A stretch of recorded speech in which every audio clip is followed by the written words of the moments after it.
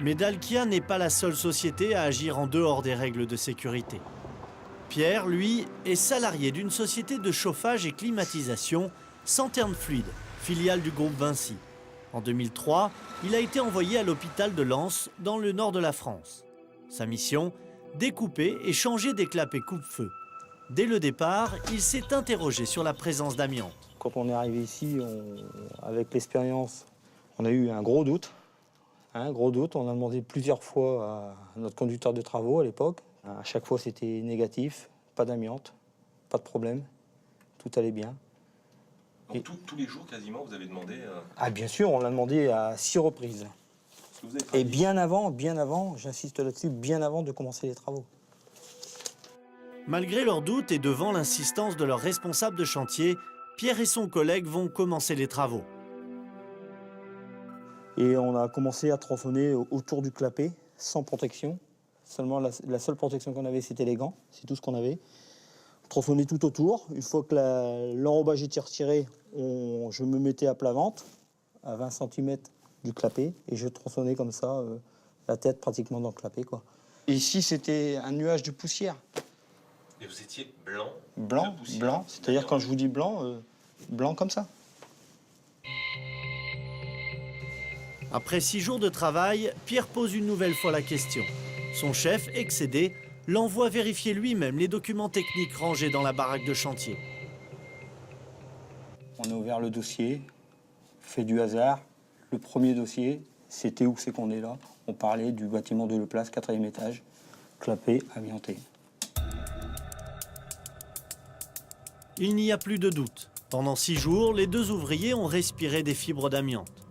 Ils ont ensuite chargé les clapets amiantés sur des chariots médicaux, puis sont descendus au parking en répandant des poussières contaminées dans l'hôpital. Pierre et son collègue ont ensuite jeté des clapets dans une décharge publique, sans aucune autre mesure de précaution. Mais sans le savoir, les 2 ouvriers ont aussi rapporté de la poussière d'amiante chez eux. Nos bleus de travail, on les ramenait chez nous, dans le véhicule de l'entreprise. On les lavait dans nos machines à laver familiales. Donc à la limite, on a contaminé tout le monde chez nous. Mes enfants, ses enfants, ma femme, sa femme. Voilà. Et on nous dit que c'est pas dangereux. On nous dit que c'est pas dangereux. Nous avons demandé des explications à l'entreprise Santerne Fluide. Par mail, la société nous a indiqué qu'elle fait le choix de ne pas donner suite à cette proposition d'interview.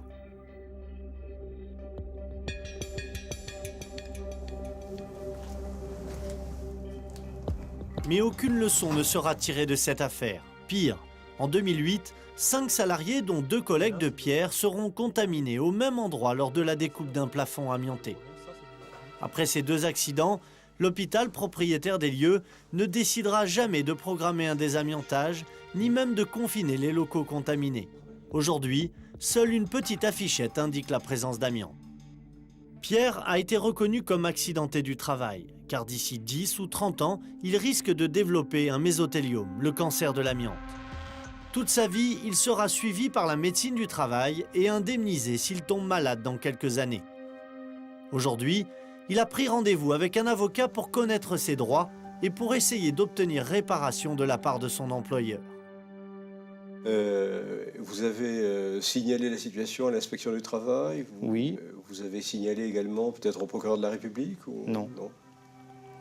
Maître Tessonnière est spécialisé dans les questions d'amiante. Il s'occupe souvent de cas similaires et pour lui, une fois de plus, la responsabilité de l'employeur est indéniable. Le principe, c'est que l'employeur a l'obligation de savoir. Alors, on est dans une situation de danger potentiel. Et à partir de là, il doit prendre des mesures qui sont prévues par la réglementation, qui permettent de soustraire les salariés au risque. S'il ne le fait pas, alors il est effectivement coupable d'une situation de mise en danger, et c'est une situation qui est pénalement répréhensible. Alors, attendez, parce qu'il y a quand même un petit problème, c'est 2003, vous dites? Oui, oui. 2003, la prescription en matière de délits de ce genre est de 3 ans, donc 2003-2006. Si une plainte n'a pas été déposée à ce moment-là, j'ai peur qu'il soit tard pour agir. Malheureusement, Pierre n'est pas le premier salarié dans ce cas. Le manque d'informations sur la législation, la crainte de perdre leur emploi ou le manque de moyens financiers empêchent souvent les salariés de faire valoir leurs droits face à la loi. Une loi qui s'avère assez clémente pour les employeurs négligents. On est dans une situation dans laquelle l'amende est limitée à 75 000 €, ce qui est bien entendu tout à fait dérisoire. Le droit pénal en France n'est pas à la hauteur, n'est pas à la mesure de l'enjeu. On est dans des situations dans lesquelles, encore une fois, l'apparition des conséquences du risque intervient dans un délai de 10, 20, 30 ans. C'est-à-dire que très souvent, la victime elle-même ne fera pas le lien entre la maladie qu'elle a et l'exposition à un moment donné. Et que de toute façon, quand les maladies apparaîtront, l'entreprise aura disparu ou aura changé de forme juridique. Si on ajoute à ça le fait que les sanctions sont dérisoires sur le plan pénal, eh bien on est dans une situation de quasi-impunité qui conduit finalement à ce que les réglementations ne soient pas respectées. Sur ce point, la France fait figure de mauvais élève. En Europe, certains de nos voisins ont une loi beaucoup plus sévère. Le 10 décembre 2009, s'est ouvert en Italie le procès des dirigeants de l'entreprise Eternit. Cette usine qui fabriquait des produits amiantés dans les faubourgs du village de Casale Monferrato, près de Turin, a causé la mort de plus de 2000 personnes selon le ministère italien de la Santé. Et contrairement au droit français, l'entreprise et ses patrons ne risquent pas seulement 75 000 € d'amende. Dans le procès de Turin, eh bien, nous sommes dans des délits qui peuvent être sanctionnés de 12 à 15 ans d'emprisonnement.